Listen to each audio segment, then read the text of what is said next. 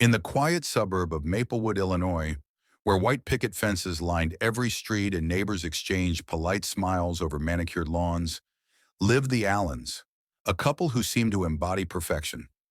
Mark Allen, a successful real estate developer in his early 40s, was admired for his charm and sharp business acumen. His wife, Sarah Allen, was equally well regarded as a dedicated schoolteacher known for her kindness and warmth. Together, they were the envy of their community, hosting dinner parties that always ended with laughter echoing through their spacious home. But beneath this polished exterior lay cracks neither dared to acknowledge publicly. Their marriage had grown cold over the years, strained by long hours apart and unspoken resentments. While Mark thrived on attention from others, Sarah found solace in routine, burying herself in work and household chores to avoid confronting the growing distance between them. Friends often joked about how perfect the Allens were, but no one saw the late-night arguments or the lingering silences at breakfast.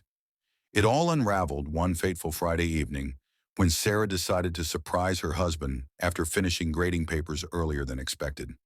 She arrived home just before midnight, expecting an empty house since Mark had mentioned attending a networking event downtown. But instead of finding peace, she discovered betrayal. Mark's car parked carelessly in the driveway, and unfamiliar giggling coming from upstairs. Heart pounding, Sarah crept up the stairs, her mind racing with possibilities, yet dreading what she might find. Pushing open the bedroom door, she froze. There he was, her husband of 15 years, tangled in sheets with someone else. A young woman barely out of high school, judging by her youthful appearance and awkwardly oversized sweater. Humiliation burned hotter than anger as Sarah took in the scene. Wine glasses scattered across the nightstand, clothes strewn haphazardly around the room. The girl noticed Sarah first, gasping audibly before scrambling under the covers. Mark turned slowly, his face pale under the dim light. "Sarah," he stammered, reaching for something to cover himself. But there were no words capable of undoing what had been done. What happened next would haunt those involved forever. Without uttering a single word, Sarah backed out of the room, her expression unreadable. Hours later, around 3 a.m., paramedics responded to a call reporting a lifeless body in the master bedroom. When officers arrived, they found Mark Allen dead in his bed, seemingly peaceful except for the faint bruising around his neck. Detective Rachel Hayes, a seasoned investigator with 20 years on the force, was assigned to the case. Known for her meticulous approach and uncanny ability to read people, Hayes wasted no time diving into the investigation. Her first stop? Interviewing Sarah Allen, whose alibi consisted only of vague claims about sleepwalking and not remembering much after discovering her husband's infidelity. As detectives combed through the crime scene, evidence began painting a chilling picture. A broken lamp near the bed suggested a struggle, though it wasn't clear whether it occurred before or after Mark's death. Toxicology reports revealed traces of sleeping pills in his system, raising questions about intent and timing. And then there was the matter of the mysterious teenager seen fleeing the house shortly after the murder, a detail uncovered during neighborhood canvassing. For Detective Hayes, this was more than just another homicide. It was a puzzle riddled with secrets waiting to be unearthed. As she stared at photos of the crime scene spread across her desk, one thing became abundantly clear. Behind the facade of perfection lay darkness far deeper than anyone could have imagined. Detective Rachel Hayes arrived at the Allen residence early Saturday morning, her eyes scanning the quiet neighborhood for anything unusual. The house stood out among its neighbors, not because of its appearance, but because of the yellow police tape stretched across the front door. Officers were still inside processing evidence, while a small crowd of curious onlookers had gathered near the curb, whispering speculations about what might have happened. Hayes ignored them, focusing instead on the task ahead. Inside, the master bedroom was a mess, a stark contrast to the otherwise pristine home. Clothes lay scattered across the floor, and an overturned lamp sat near the bedside table. Blood spatter analysis revealed nothing significant, suggesting that Mark Allen hadn't fought back during the attack. This detail puzzled Hayes. Most victims resisted their attackers even momentarily. Yet here, everything pointed to a swift, calculated act. Hayes turned her attention to Sarah Allen, who sat in the living room under the watchful eye of Officer Miller. Dressed in a plain gray sweater and jeans, Sarah looked exhausted, her face pale and drawn. She clutched a mug of tea tightly between trembling hands, staring blankly at the wall. Hayes approached cautiously, introducing herself before sitting down across from her. "Mrs. Allen," Hayes began gently, "I know this is difficult, but I need to ask you some questions. Can you tell me what happened last night?" Sarah hesitated, then nodded slowly. Her voice was soft, almost robotic, as she recounted discovering her husband with another woman. "I came home early, didn't expect anyone to be here except Mark. But when I walked upstairs," she trailed off, tears welling up in her eyes, "I saw him with someone else, a girl. She couldn't have been older than 17. Hayes leaned forward slightly, her pen poised over her notepad. "Do you remember anything after that? Did you speak to your husband or the girl?" "No," Sarah replied quickly, shaking her head. "I just left the room. I don't remember much after that. Everything's a blur." "That must have been shocking," Hayes said sympathetically, though her tone remained professional. "Did you take any medication afterward? Something to help you sleep?" Sarah hesitated again, longer this time. "I think so. Maybe. I don't really recall. I just wanted to forget." Hayes made a mental note of the inconsistency. While Sarah claimed memory loss, her actions suggested deliberate intent. The detective shifted gears, asking about the mysterious teenager. "Can you describe the girl you saw with your husband? Anything stand out? Hair color, clothing, accent?" "She was young," Sarah said bitterly. "Blonde hair, short skirt. She looked scared when she saw me. That's all I remember." Hayes thanked Sarah and excused herself, stepping outside to confer with her team. They had already begun canvassing the neighborhood, knocking on doors and questioning witnesses. One resident reported seeing a teenage girl running from the Allen house around 10 p.m., shortly after Sarah's discovery. Another neighbor mentioned hearing raised voices earlier in the evening, though they assumed it was just another argument between spouses. Meanwhile, forensic technicians confirmed traces of sedatives in Mark Allen's system. These weren't enough to kill him outright, but would have rendered him unconscious. Combined with the bruising around his neck, it suggested he'd been drugged before being strangled, a methodical approach requiring planning and precision. As Hayes reviewed the initial findings, one name kept surfacing: Emily Carter, a 17-year-old college freshman enrolled at Maplewood Community College. According to preliminary reports, Emily had been seen leaving the Allen house multiple times over the past few weeks. Friends described her as ambitious yet naive, often boasting about her older boyfriend, who promised to support her career aspirations. Hayes decided to pay Emily a visit. Arriving at her dormitory later that afternoon, she found the girl visibly shaken but cooperative.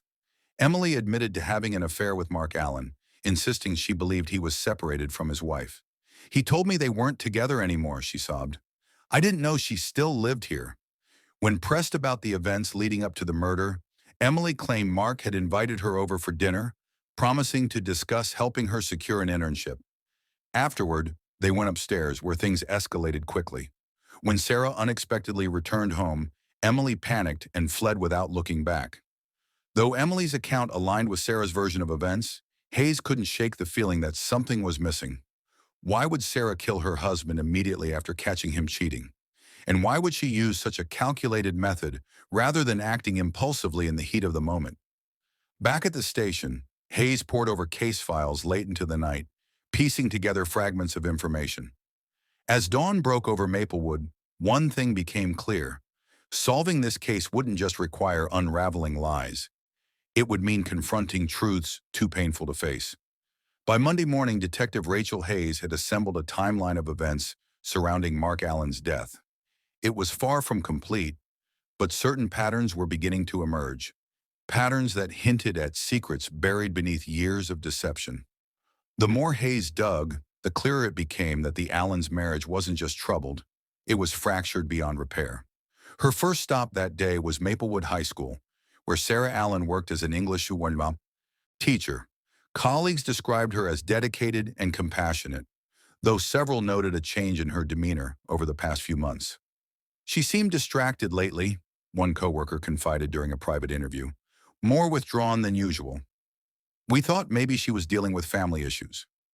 Hayes also reviewed Sarah's phone records, which revealed frequent calls to a local therapist. When questioned about these appointments, Sarah admitted to seeking counseling for marital problems, but insisted they hadn't discussed anything specific about her husband's infidelity. Still, Hayes couldn't ignore the possibility that therapy sessions might have uncovered deeper resentments, or even planted ideas about how to escape an unhappy marriage. Meanwhile, investigators revisited the crime scene, focusing on overlooked details. A broken bottle of sleeping pills found in the master bathroom caught their attention. While the label matched medication prescribed to Mark for occasional insomnia, lab tests confirmed traces of Sarah's fingerprints on the container. This discovery raised new questions. Had Sarah tampered with his medication intentionally? Or was this merely evidence of shared household items? To complicate matters further, toxicology reports revealed another crucial detail. Alongside the sedatives in Mark's system, traces of alcohol were detected, enough to impair judgment, but not enough to explain his unconscious state. Hayes theorized that someone had spiked his drink earlier in the evening, ensuring he'd be vulnerable later on. Back at the station, Hayes cross-referenced Emily Carter's statement with security footage from nearby businesses. Surveillance cameras captured Emily leaving the Allen house around 9:45 p.m., visibly upset and clutching her purse. However, no additional activity was recorded until nearly 2 hours later, when Sarah allegedly returned home. What happened during that gap remained unclear. As Hayes continued her investigation, she turned her focus to Mark Allen's personal life. Friends and colleagues painted a picture of a charismatic man who thrived on admiration. Yet beneath his polished exterior lay a streak of recklessness. Financial records revealed significant withdrawals from joint accounts over the past 6 months. Funds funneled into offshore accounts under Mark's name alone. Conversations with business associates hinted at mounting debt, a factor that could have placed immense strain on his marriage. One particularly intriguing lead came from Mark's younger brother, Daniel, who reluctantly agreed to meet with Hayes. Over coffee, Daniel confessed to knowing about his brother's affair with Emily, but claimed he hadn't warned Sarah out of fear of causing further conflict. Mark always played fast and loose with people's emotions, Daniel said bitterly. He thought he could get away with anything because he charmed everyone around him. Yet Daniel offered something unexpected, a warning. If you're looking for motives, don't overlook Sarah's temper, he advised. She may seem calm now, but trust me, she can hold a grudge like nobody else. With this insight in mind, Hayes revisited Sarah's alibi. Though she maintained she didn't remember much after confronting Mark, inconsistencies began surfacing. For instance, neighbors reported hearing faint footsteps moving between rooms shortly before midnight, a time frame coinciding with Mark's estimated time of death. Additionally, Sarah's car was parked unusually close to the garage door, suggesting haste upon returning home. Despite mounting evidence pointing toward Sarah's involvement, Hayes' new conviction required more than circumstantial clues. She needed proof, something concrete tying Sarah directly to the murder weapon or the act itself. That evening, Hayes sat alone in her office, staring at photographs pinned to a corkboard above her desk. Each image represented a piece of the puzzle: the broken lamp, the empty pill bottle, the teenager fleeing into the night. Slowly, connections formed in her mind, leading her to suspect that Sarah's actions weren't entirely spontaneous. Perhaps she'd planned this moment for weeks or even months, waiting for the perfect opportunity to strike. But why kill him in such a calculated manner? And what role did Emily play beyond being a pawn in Mark's manipulative game? As Hayes closed her notebook and prepared to leave for the night, one thought lingered in her mind. Every lie has consequences, and in this case, those consequences had turned deadly. By Monday morning, Detective Rachel Hayes had assembled a timeline of events surrounding Mark Allen's death. It was far from complete, but certain patterns were beginning to emerge. Patterns that hinted at secrets buried beneath years of deception. The more Hayes dug, the clearer it became that the Allens' marriage wasn't just troubled, it was fractured beyond repair. Her first stop that day was Maplewood High School, where Sarah Allen worked as an English teacher. Colleagues described her as dedicated and compassionate, though several noted a change in her demeanor over the past few months.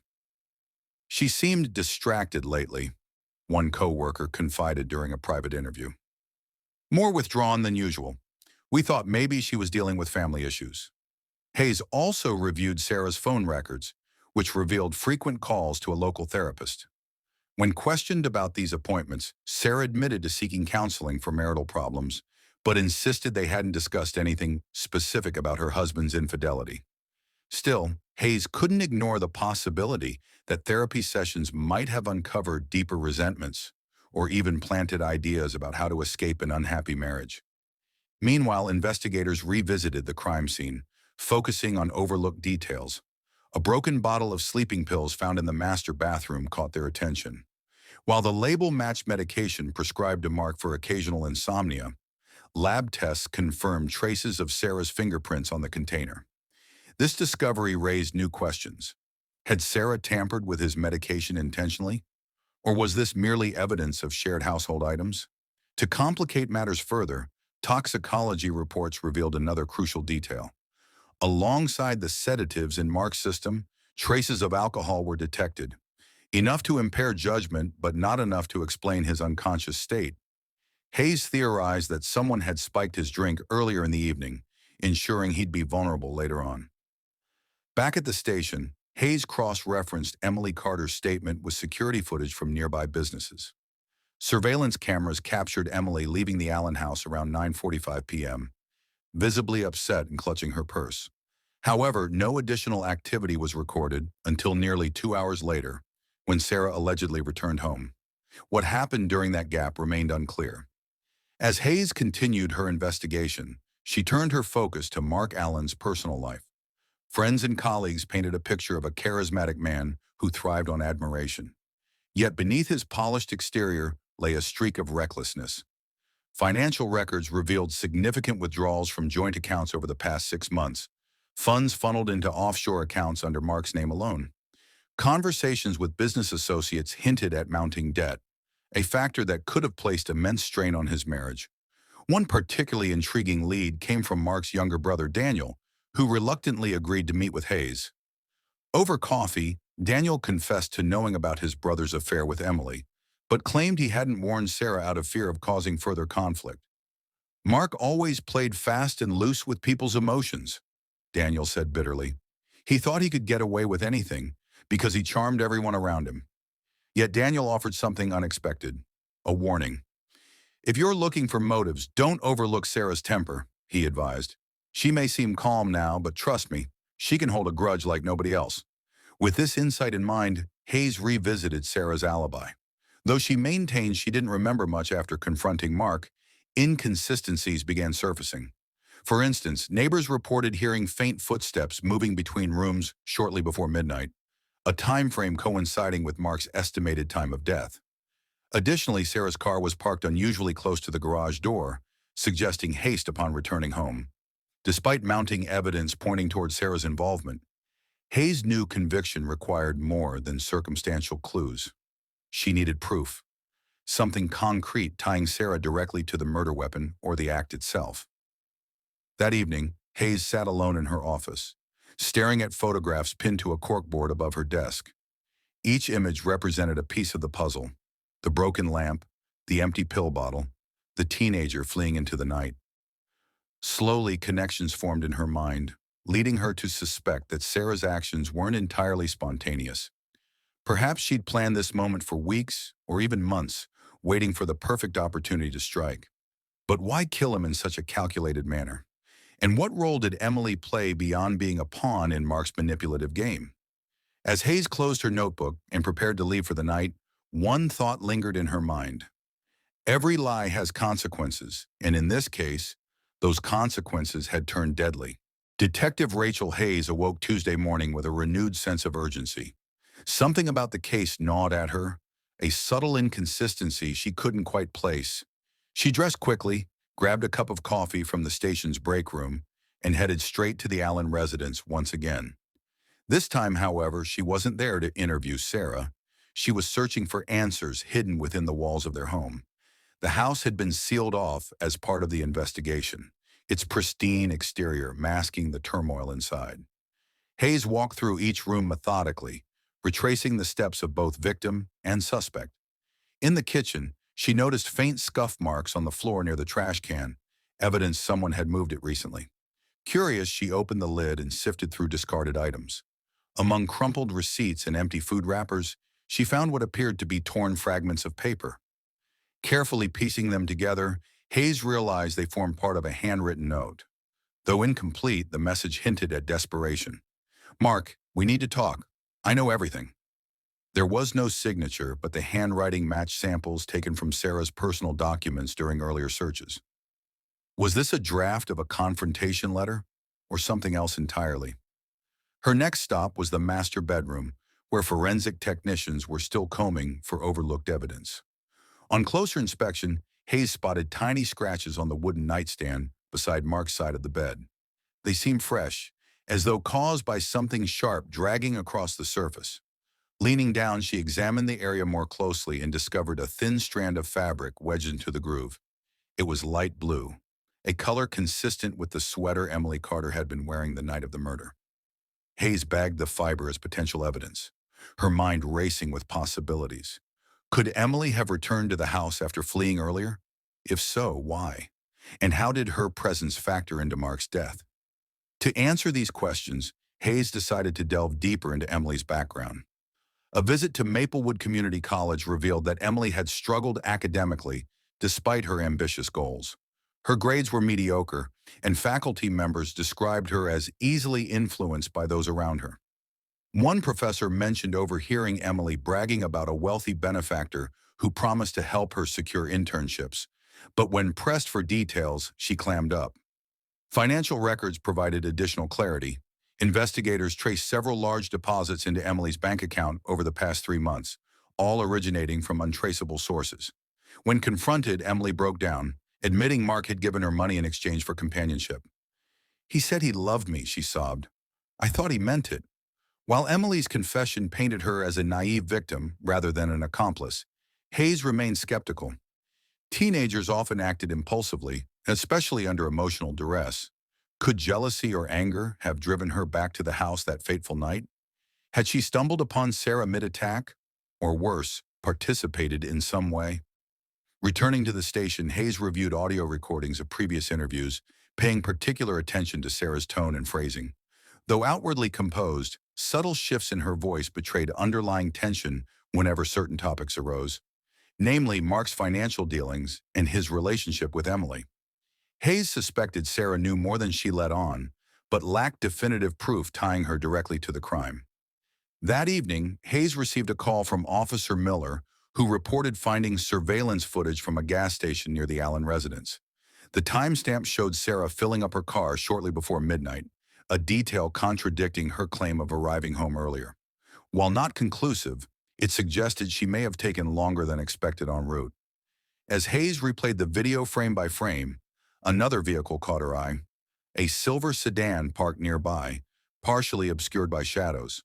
Enlarging the image revealed a familiar face behind the wheel, Emily Carter. Why would she return to the neighborhood mere hours after fleeing the scene? Determined to uncover the truth, Hayes arranged for a follow-up interview with Emily the following day. Arriving at her dormitory, she found the teenager visibly shaken but cooperative. Under gentle questioning, Emily admitted returning to the house out of guilt, not malice. "I wanted to make sure Mark was okay," she whispered. "But when I got there, I saw Sarah standing over him. She looked different, like she didn't care anymore."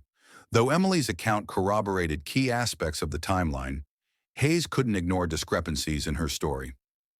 For instance, why hadn't she reported seeing Sarah immediately afterward? And what about the scratch marks on the nightstand? Could they have come from a struggle involving Emily? Back at the station, Hayes stared at the growing web of evidence pinned to her corkboard. Each thread connected suspects, motives, and opportunities, but none formed a cohesive narrative. As she jotted down notes, one realization struck her. The silent witness to Mark Allen's murder wasn't a person, it was the house itself. Somewhere within its walls lay the missing piece of the puzzle. With renewed determination, Hayes prepared to search every inch of the property one final time. Whatever secrets the Allens' home held, she vowed to uncover them, even if it meant confronting truths darker than anyone imagined. Wednesday dawned cold and gray, the overcast skies mirroring Detective Rachel Hayes's growing frustration. Despite days of relentless investigation, the case remained maddeningly elusive, a labyrinth of half-truths and shadowy motives. Yet Hayes refused to give up. She returned to the Allen residence early that morning, determined to unearth whatever secrets the house might still be hiding. The property had an eerie stillness about it, as though holding its breath. Hayes moved through each room with painstaking precision, her eyes scanning for anything overlooked during earlier searches. In the living room, she noticed a faint indentation on the carpet near the fireplace, likely caused by something heavy being dragged across it. Following the trail led her to a locked cabinet tucked discreetly into a corner alcove. Using tools provided by the forensics team, Hayes pried open the cabinet door. Inside, she found a collection of items that sent a shiver down her spine. Old photographs, letters, and documents neatly organized in folders. Among them was a handwritten journal belonging to Sarah Allen. Flipping through its pages, Hayes discovered entries detailing years of marital strife, financial manipulation, and emotional abuse at Mark's hands. One passage stood out. "He thinks I don't know about the money he's been hiding, but I do. Every withdrawal, every lie, it eats away at me. I've tried to leave before, but he always finds a way to pull me back. This time will be different." Hayes's pulse quickened.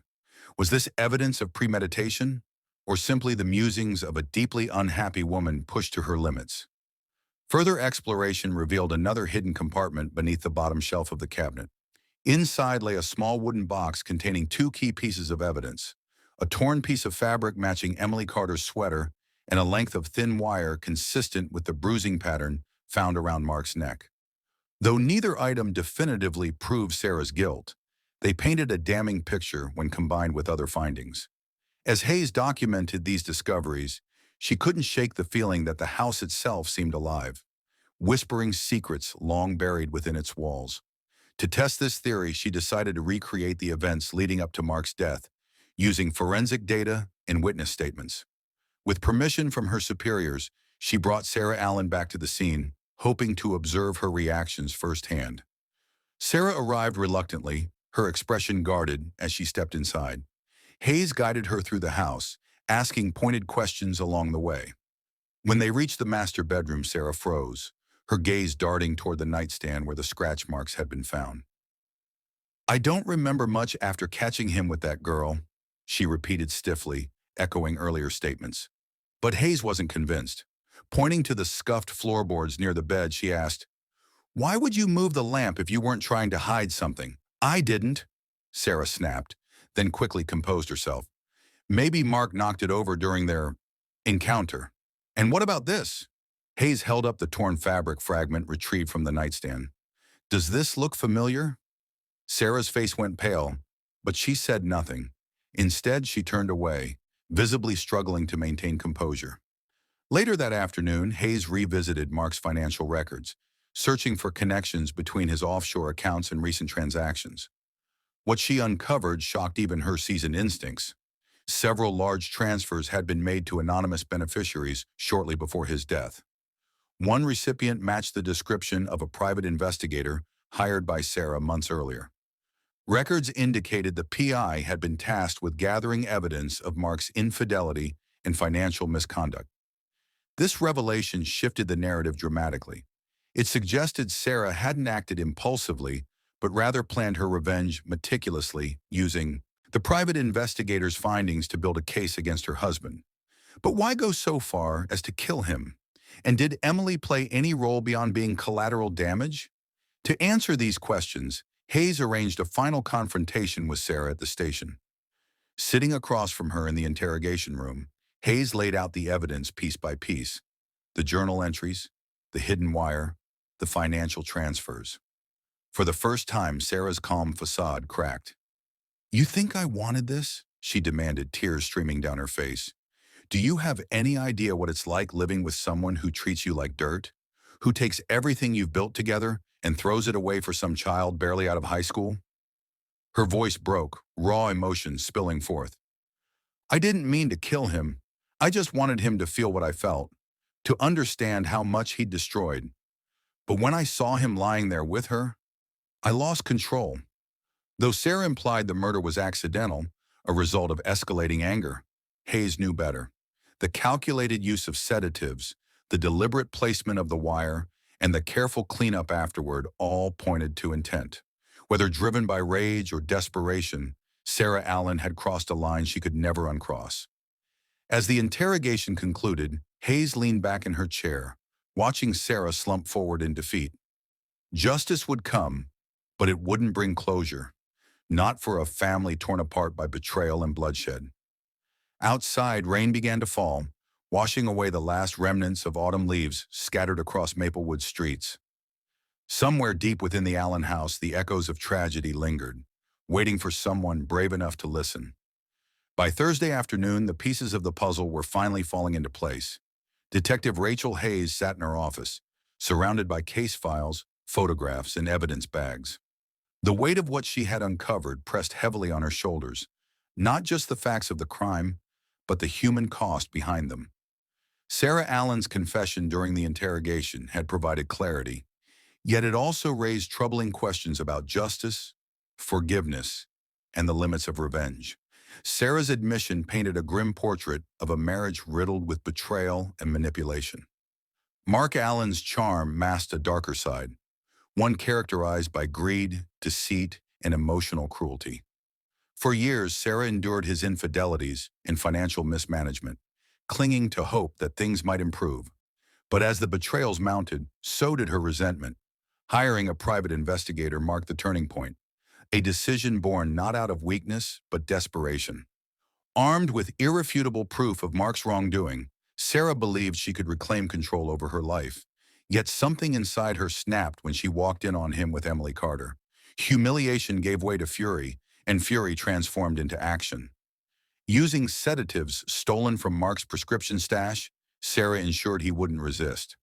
The wire found near the nightstand became her weapon of choice, a silent, efficient means of ending years of suffering. Though she claimed the act wasn't premeditated, every detail suggested otherwise. From tampering with his medication to cleaning up afterward, Sarah executed her plan with chilling precision. Hayes knew the prosecution would argue intent, pointing to the meticulous nature of the crime. Yet Sarah's emotional breakdown during the interrogation hinted at deeper complexities. Was she truly remorseful, or merely playing the victim to elicit sympathy? Hayes wrestled with these questions as she prepared to present her findings to the district attorney.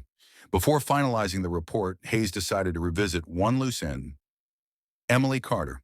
Though Emily's involvement seemed minimal, her presence at the scene cast lingering doubts. Returning to Maplewood Community College, Hayes requested another meeting with the teenager. This time, Emily appeared more composed, though traces of fear lingered in her eyes. "Did you see anything unusual when you returned to the house?" Hayes asked, cutting straight to the heart of the matter. Emily hesitated, then nodded slowly. "I saw Sarah standing over Mark, but I swear, I didn't do anything wrong. I just wanted to check on him." "What made you come back?" Hayes pressed. "You must have known how dangerous it was. I felt guilty," Emily admitted softly. "Mark promised me things, opportunities I thought I'd never have. When I realized what he'd done to Sarah, I panicked. I didn't mean for anyone to get hurt."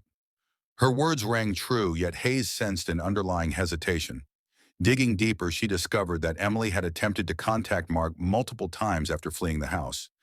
Text messages retrieved from her phone revealed frantic pleas for reassurance, followed by silence once he failed to respond. Could Emily's guilt have driven her to return, only to stumble upon Sarah committing the murder? Or had she played a more active role than she let on?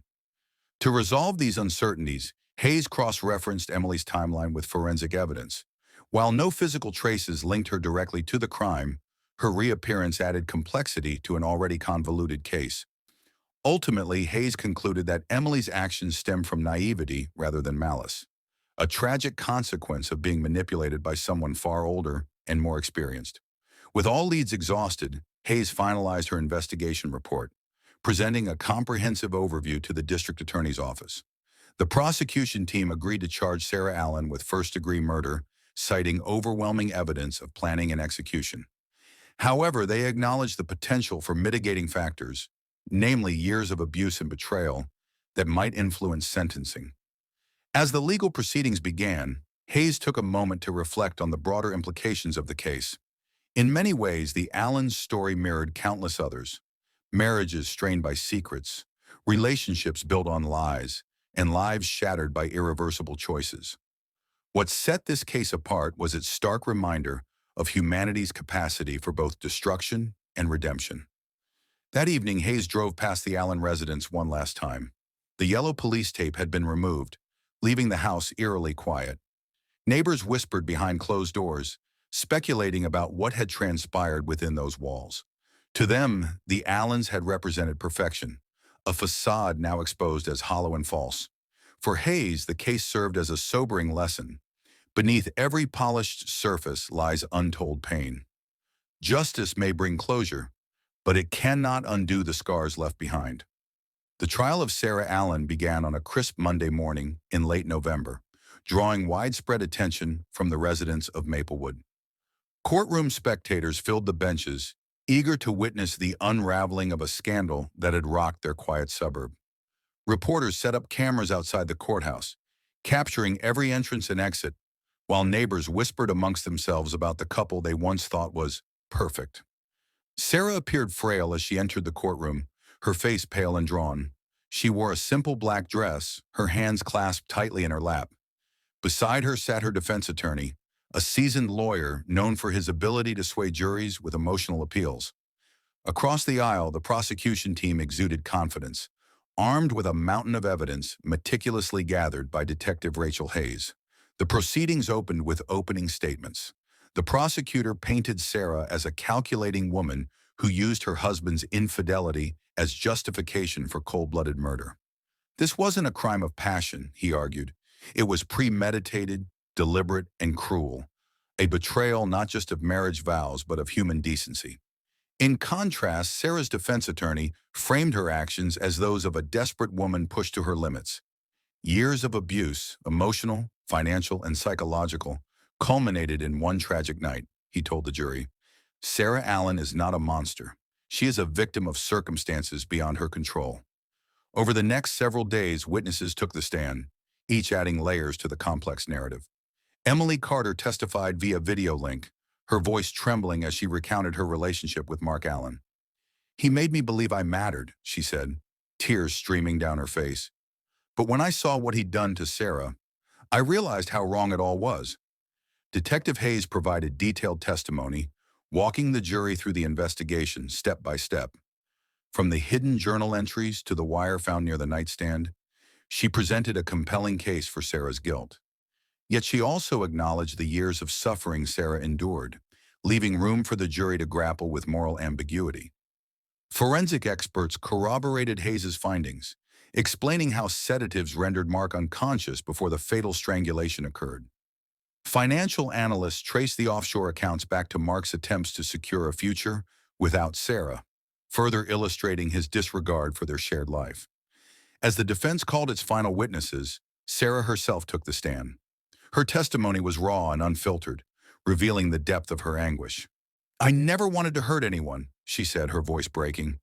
But I couldn't keep living like that, with someone who treated me like I didn't exist. I wanted him to understand what he'd taken from me. Her words resonated with some jurors, particularly during closing arguments.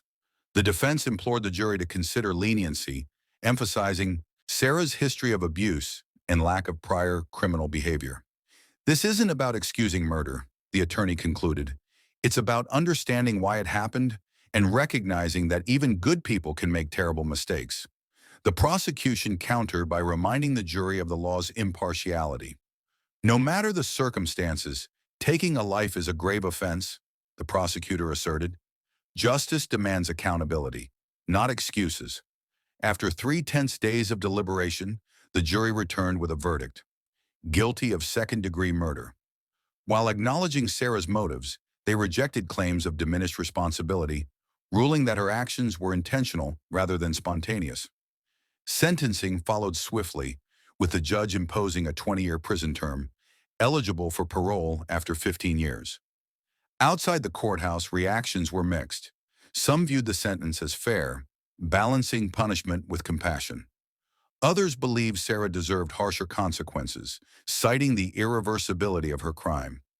For Detective Hayes, the outcome brought a measure of closure, but no satisfaction. Standing amidst the crowd, she reflected on the fragility of relationships and the devastating power of secrets. Back at the station, Hayes filed the final report, closing the case officially. As she packed away the photographs and evidence bags, she paused to glance at the corkboard one last time. Each piece of the puzzle had fit together perfectly, yet the picture it formed was anything but satisfying. That evening, Hayes drove home under a sky streaked with orange and pink hues. The sun dipped below the horizon, casting long shadows across Maplewood's streets. Somewhere in the distance, children laughed, oblivious to the tragedy that had unfolded nearby. Life moved forward, as it always did, carrying both scars and lessons into the future. For Hayes, the case of Sarah Allen would remain etched in her memory, not because of its sensational details, but because of the truths it revealed about love, betrayal, and the thin line between justice and vengeance. In the end, the story of the Allens served as a cautionary tale. Perfection is often an illusion, and behind every closed door lies a world unseen.